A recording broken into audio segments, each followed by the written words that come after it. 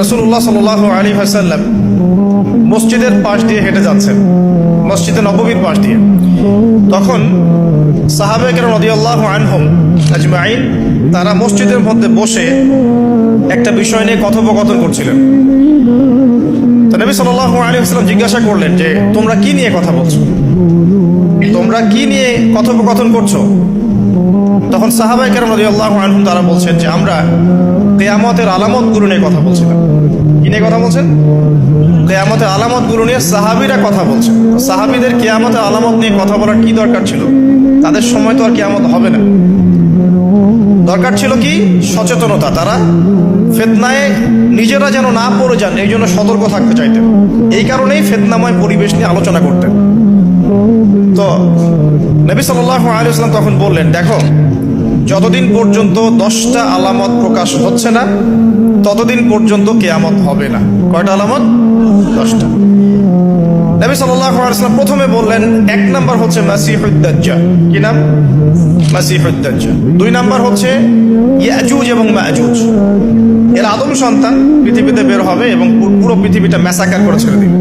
আর মাসিহুদ দাজ্জাল সেও বের হবে শেষ জামানায়, যে ইহুদিদেরকে নিয়ে পুরো বিশ্ব শাসন করবে, বিশ্বের প্রতিটা ডিপার্টমেন্ট সে রুল করবে। এবং দাজ্জালের যে ভয়ঙ্কর কোনো ফিতনা এই পৃথিবীতে আসে নাই, আসবেও না। প্রত্যেক নবী তার কওমকে দাজ্জাল সম্পর্কে সতর্ক করেছিলেন, এমনকি নূহ আলাইহিস সালাম পর্যন্ত তার উম্মতকে দাজ্জালের ফিতনা সম্পর্কে সতর্ক করেছিলেন।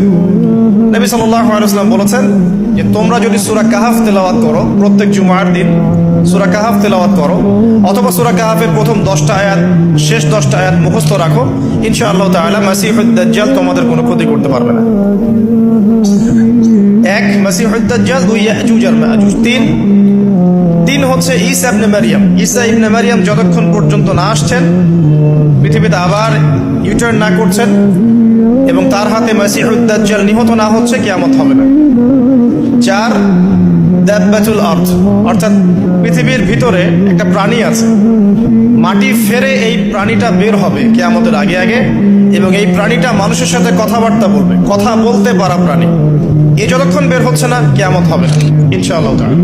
কটা বললাম? 4টা। 5 হচ্ছে দুখান বা ধোঁয়া।